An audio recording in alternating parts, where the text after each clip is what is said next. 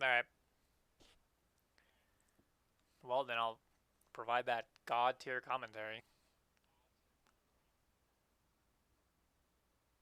We get the killer feed me pallets. Loading into the match, not knowing what he's gonna go against. Some entitled survivors, maybe. The Pale Rose Blackwater Swamp. Not a very strong map for killers, but on Billy, he might be able to make it work. Let's see how he starts the game. No corrupt intervention, so he kind of has to make a guess here. Notices some crows went off in the distance. Will he capitalize on this? Sees the Dwight. The Dwight has a T-wall.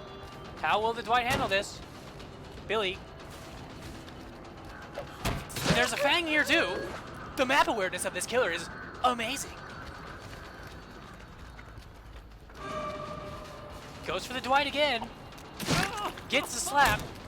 Gets a slow fall on the window. Uses the chainsaw to close the distance. Very smart play. And gets it down.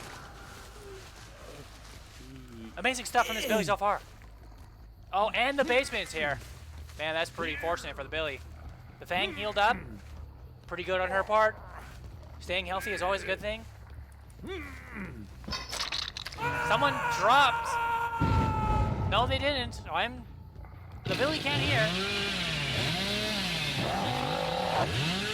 I just ran into this. Billy just ran into this Fang and nothing happened.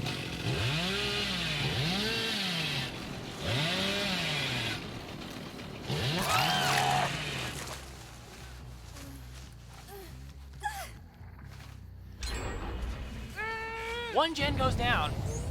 As the Billy gets 2 hooks. One comes in for the save. That's pretty fortunate. The borrow time, he's going to have to heal up. That's still kind of worth, but Billy probably would have wanted to hit the Meg instead. Will Meg be greedy and hide around here? Is she hiding in this locker? That would be huge. She's not hiding in the locker. She's not as dumb as Billy thought. Billy going upstairs, knowing the Meg is probably somewhere around here, somewhere, hiding, waiting to save again. But he can't waste too much time, or else all the gens are gonna die. So he's gonna, unfortunately, have to leave. Dwight heals up. Oh no. This is a master Billy play right here. Fakes, going for the gen to come back to the hood. Will it pay off for him? Goes for the chainsaw.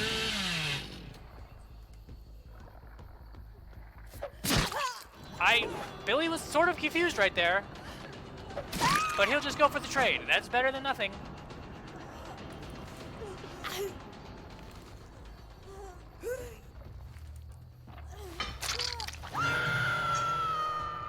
Barbecue tells Billy where 1 is. Here's the Fang upstairs. That's pretty good. He's got a pretty good headset. Yes, he does. Jane running in with her thickness. Doesn't opt to go into the locker. And she is yet too thick. Going for the locker would have been the optimal play there. Especially with that thick booty.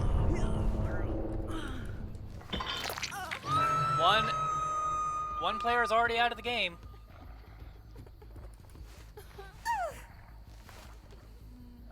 They probably pulled the plug because their house was on fire or something. And here comes the Dwight. Going for the save on Jane. Billy, with his master game knowledge, knows that he can hit him twice and still hook the Fang. Jane, with borrowed time, outplays the Billy. Picks up the map. She definitely wanted to pick up the map and not go for the save. This is some pretty intense gameplay. I'd say the survivors are in a pretty bad spot right now. D-strike, maybe. Gets the D-strike. This is the comeback they need. Saves the Fang. Saves the Dwight. Everyone has borrowed time.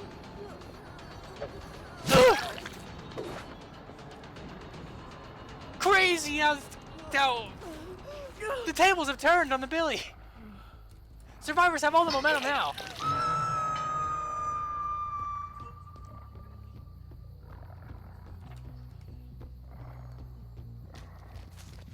Billy following scratch marks. Doing a pretty good job. Can't hear a thing. Because all survivors got a hidden shadow buff this patch where they make no sound like ninjas. There's blood. And sprinting. Gonna cut off this survivor. Hits nothing. At Killer Shack, the strongest loop in the game. Goes for the pallet, but should have opted for the window. That would have been a better play. Barbecue should tell Billy where these survivors are heading. Maybe they're healing. Probably not. That would be. It wouldn't be smart to heal down there. Jane in a locker. Fang giving her up.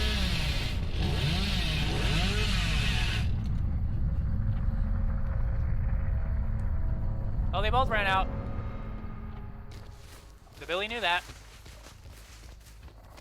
It's unfortunate that the Billy has a thing for Janes. Unfortunate for this Fang, that is. Nice dead hard. Could have vaulted the window, but maybe didn't know it was there.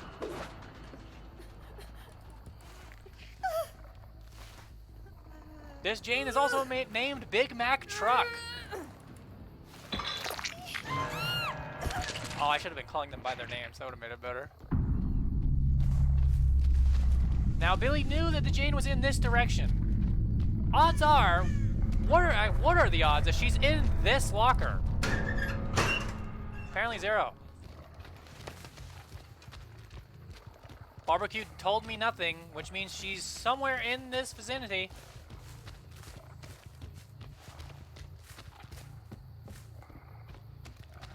Searching for hatch, waiting for that sound. The only thing that does make a sound in this game.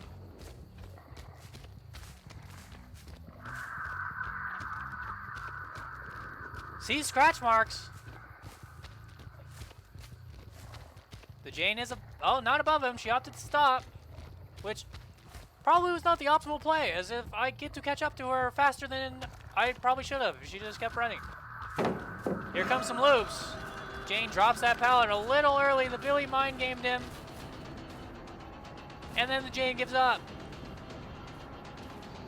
What? It's a showcase of friendship here. Definitely not biased towards this survivor at all. Definitely not because she's mad. I mean, definitely not because she's... I love her lore and everything about her.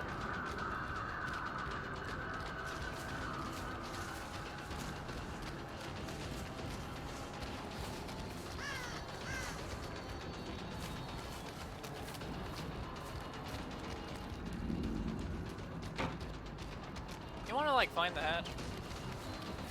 I mean, look at this intense chase. The Jade standing still into the DC. That's insane. She's nuts. The Billy stunned. The crowd goes wild.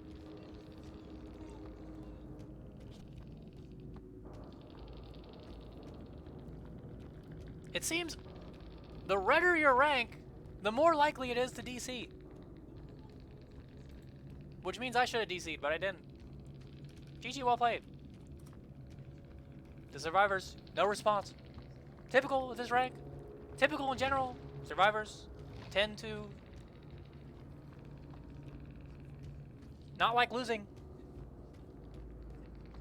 I mean, who does like losing after all, you know? What a match. I got my chainsaw challenge. That was worth.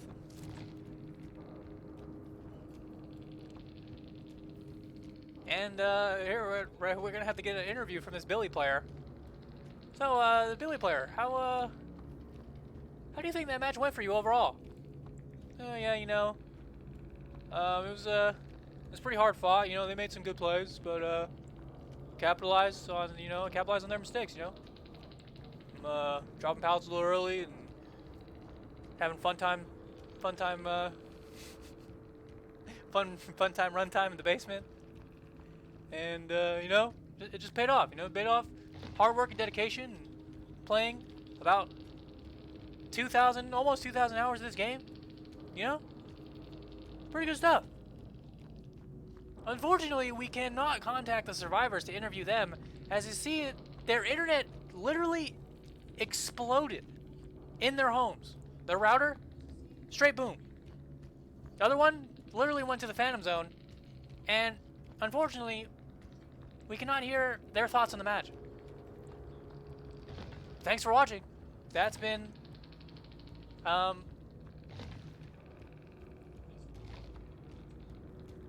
DVD in a nutshell.